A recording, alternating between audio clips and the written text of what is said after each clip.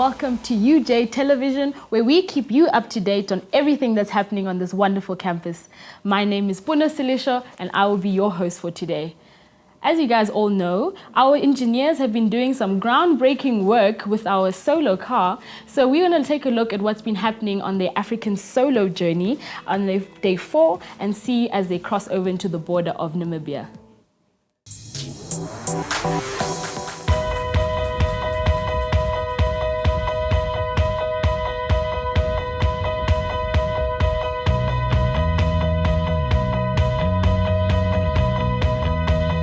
We left Uppington this morning and we hit the road. We took the car out for a run. There were a few technical issues which we managed to resolve very quickly. We got the car back and running and it performed like a beast. We are heading through to the Namibian border today. So we fixed the car up, sorted out all the little niggles, and it seems to be running quite nicely. We're just filling up all the cars so we can get through the border. Unfortunately, I was at the place at the moment when the car arrived, and I just think I will look at the car and see what is going on here. We're going to drive up to a few k's out from the border and then load the car up, go through the border, put it down again and start driving in Namibia. So I'm feeling really excited for my first time driving the solar car. I took it for a spin around the car park at UJ, but I've never taken it on the road before, so I'm super keen to see what it can do. Being in Namibia is amazing. We are the first solar car that we know of to travel into this country, and we're going to be the first solar car driving in this country, so that's fantastic. Having been involved in the energy movement for about 6 months now, I've really learned things that I don't think I would have been able to pick up in my normal studies. Actually, being able to design and manufacture something myself that I know my life in part depends on really is an experience that you don't get in lectures, so it's been phenomenal and I wouldn't change it for anything. I really do think it's important to get kids interested in science and technology. It's a field where we really need a lot of skills. We have quite a severe skill shortage, and it would be great if more kids choose to do engineering. The Lillian 2 is a fantastic platform from which to advertise to children because it's something that they can almost touch and feel. They can look at it and it gets them super excited to see what they might be doing with their lives one day.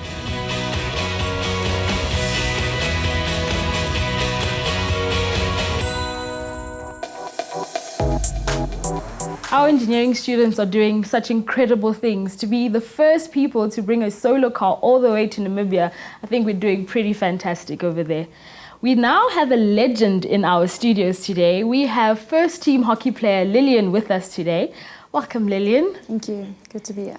We see that you guys, your hockey team, the ladies UJ hockey team has been doing amazing things. You recently played at the USSA tournament, I hear. Yep. Can you tell us more about what actually happened at this tournament for you guys? Yeah, I mean, it's quite a tough tournament. You have 2 pools of about 4, and you play against each other in the hope of making it to the semi, and then obviously if you win the semi, to the final. So yeah, it's quite a great tournament, obviously. Yeah, and you guys won the tournament, didn't you? Yeah, we did. We did win the tournament. Sure, so. well done, guys. Thank well you. done. And to get to a point where you actually win the tournament, what sort of behind the scenes work do you have to do to actually get there, specifically for you as a player? Well, as a team, it's obviously a massive team effort as it is a team sport. So we had a training camp just before USA where we were together probably for a week, 3 to 4 sessions a day, gym included. And obviously for me, I think getting myself mentally prepared for the tournament, we play a game a day, so it's quite tough on the body. So obviously you want to be in the gym conditioning yourself long prior to the tournament so that you're ready for the tournament when it comes. And you were very ready for the tournament because you got player of the tournament, am I right? Yeah. And you're also a top goal scorer. Yeah. Sure. So your coaches must be training you really hard for that. And what type of training regime then do you have to do that?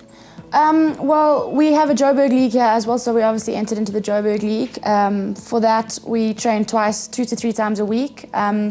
We obviously have our gym sessions, but yeah, the 2 times a week we've trained for 2 hours as a team, and that increases obviously towards USA and the varsity sport tournament that we played prior to USA.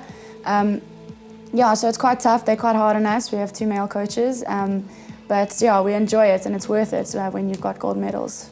Nice. Yeah. Sure, and clearly the girls are working really hard and achieving so much, but how are the men's side, the men's hockey team? Are you guys competitive or not? A bit of secret competition, I think.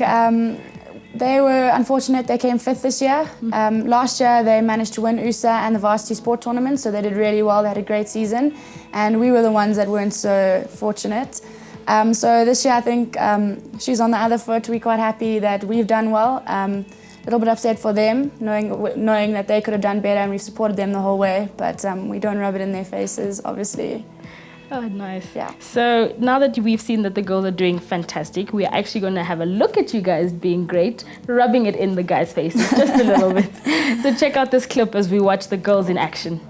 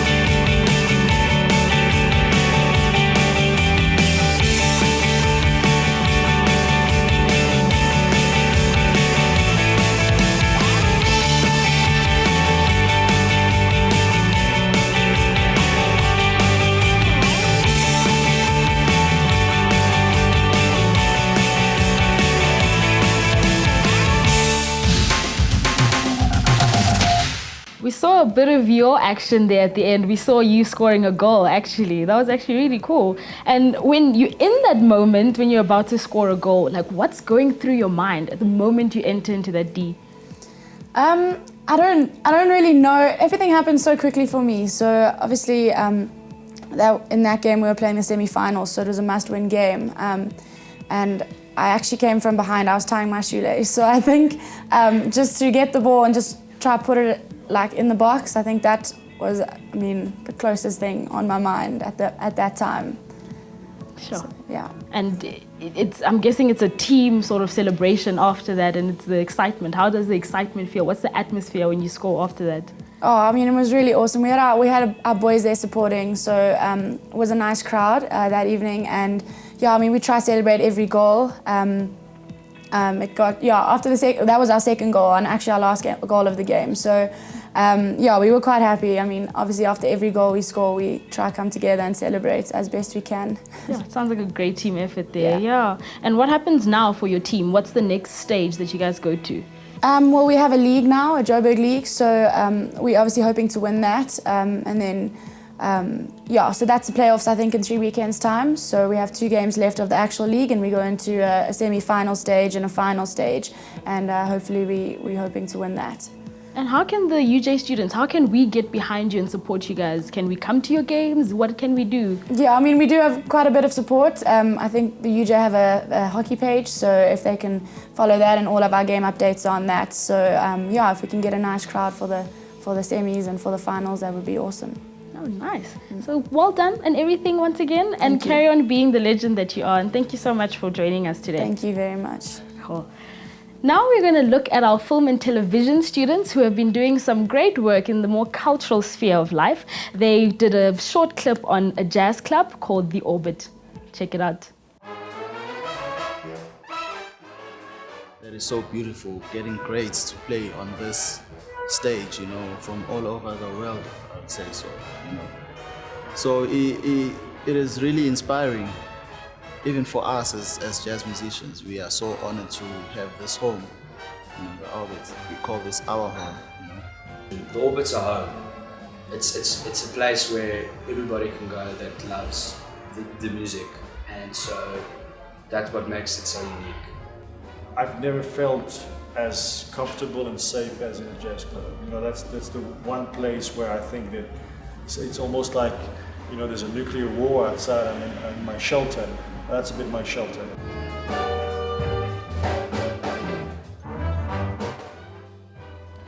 There was obviously all the historical side of things and the fact that the country was going through a lot of changes.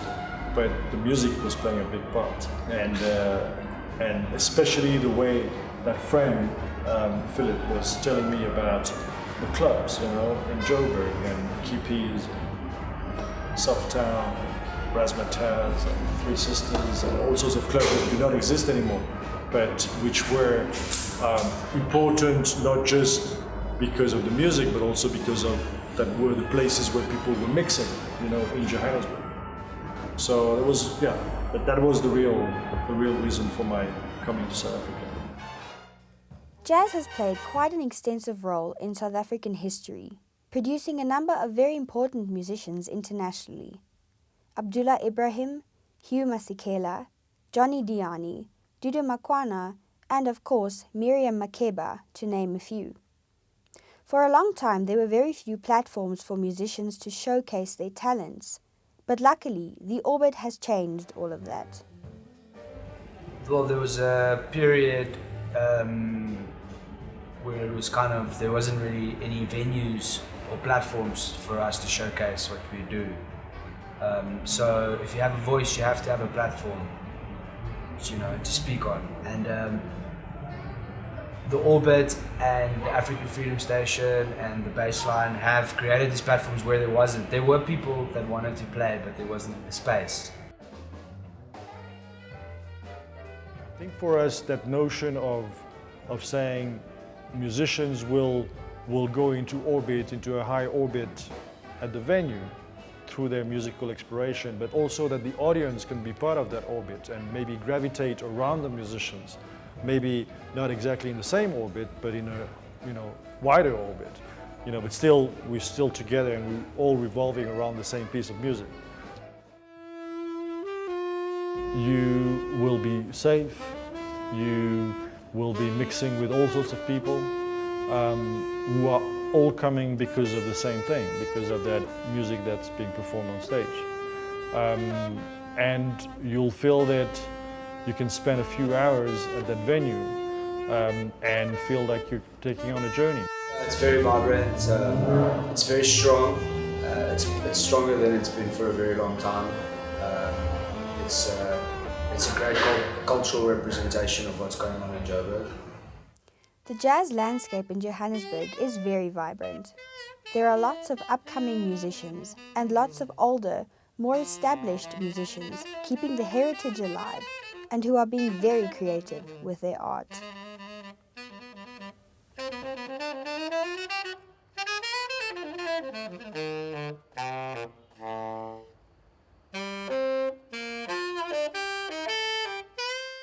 Moving on to some UJ news, two young University of Johannesburg academics who are shaping the future of the accounting profession have been named by the South African Institute of Accountants as finalists for the Top 35 Under 35 Chartered Accountants Award. Ms. Stephanie Fenter and Zafir Nahdi have been selected for the Top 35 Under 35 Award, launched by Accountancy SA magazine. The awards recognize future leaders in South Africa, not only for their exceptional career aspirations, but also for their ambitions to better the lives of surrounding communities. In sport, UJ Rugby put on a stellar performance on Friday, the 3rd of July, when the UJ Barbarians defeated the Walter Sisulu University 16-8 to become the champions of Division D. A few hours later, the much-anticipated history-filled final between the two inland universities, UJ versus Tuks, kept the entire crowd on the edges of their seats until the final whistle was blown. UJ maintained composure in front of their home crowd in the highly physical and tight game to be crowned the champions of Division A. And finally, the School of Tourism and Hospitality Open Day is happening on the 25th of July, this Saturday. The aim is to inform learners about the undergraduate and postgraduate program that the Faculty of Management and the importance of the sector is having. Here is a clip to have you get a better idea.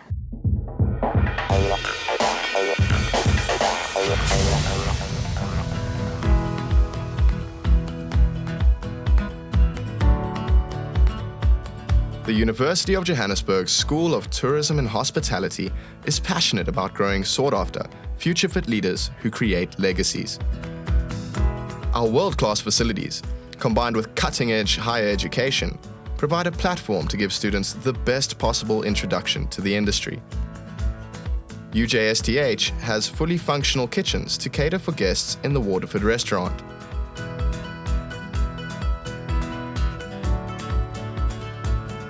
A hospitality library, and computer labs. The School of Tourism and Hospitality in the Faculty of Management offers diplomas and degrees with a unique combination of business insight, operational excellence, and people skills, all of which are required to boost tourism and hospitality career opportunities. South Africa's scenic beauty, magnificent outdoors, sunny climate, cultural diversity, and reputation for delivering value for money have made it one of the world's fastest-growing leisure and business travel destinations. As a result, hospitality has become one of the fastest-growing industries in our country, employing more than 470,000 people. If you want a head start over the 400 graduates from other institutions that enter the industry each year, apply at the University of Johannesburg's School of Tourism and Hospitality for an unrivaled advantage. Welcome to the UJSTH.